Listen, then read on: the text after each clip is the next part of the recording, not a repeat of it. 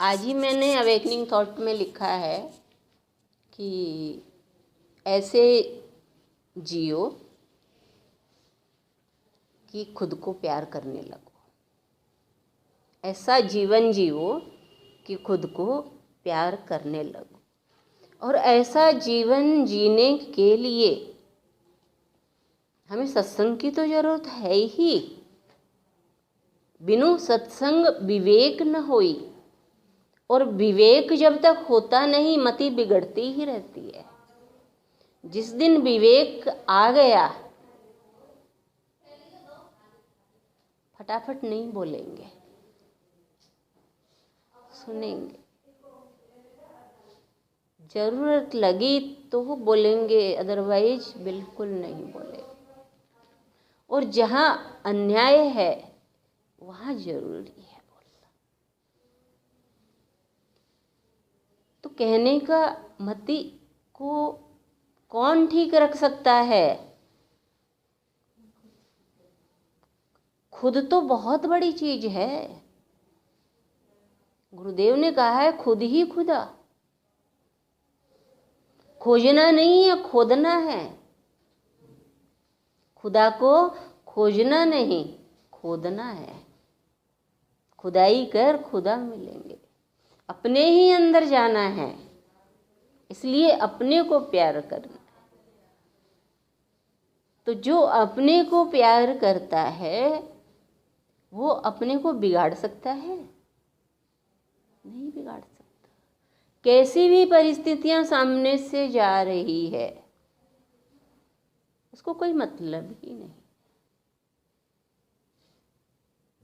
मतलब ही नहीं है।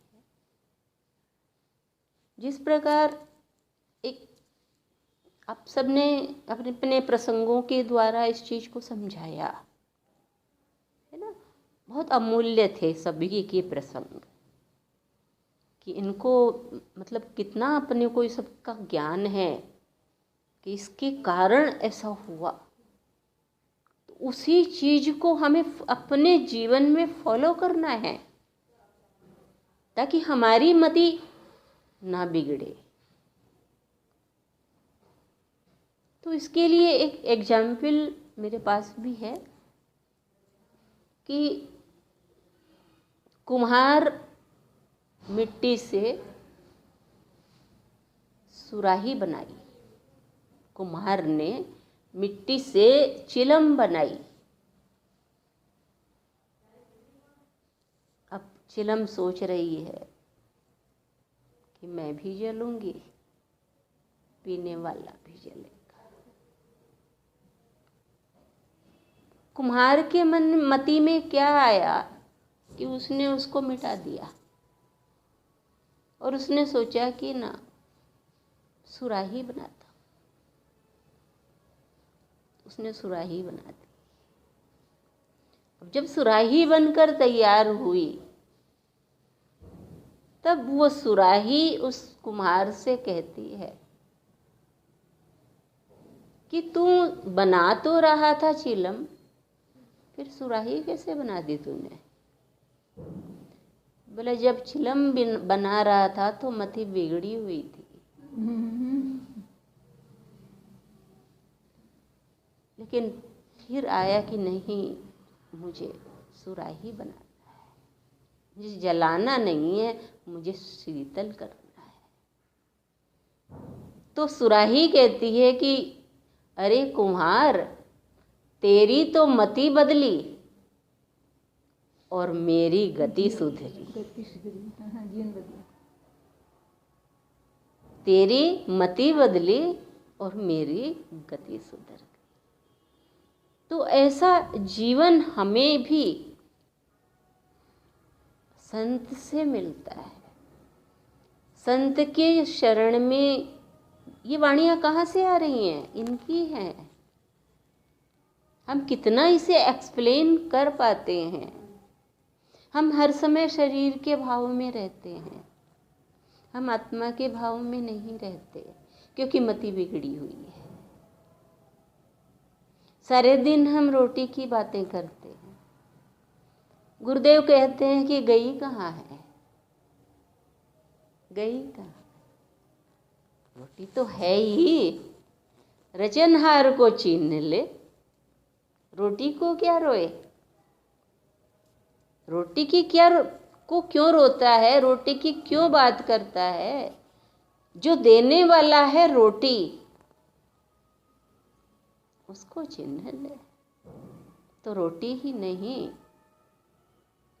तेरा हो जाएगा।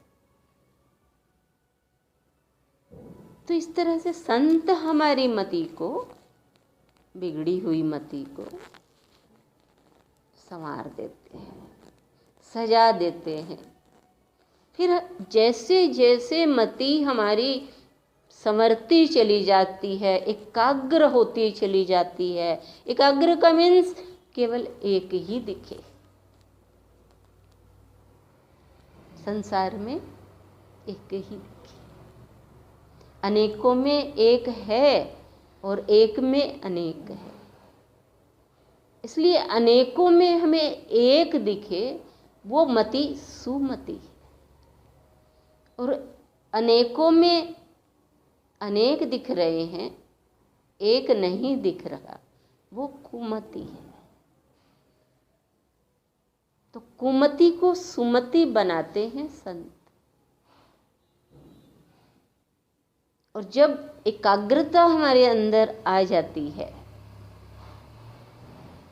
तो पूरा विश्व के लिए हमारे भीतर में कल्याण का भाव जागृत हो जाता है। और जिसके मन में आप लोग बताएं कल्याण की भावना आ गई, उसे अपने लिए कुछ करना है? क्यों? उसे अपने लिए क्यों नहीं कुछ करना? बताएं।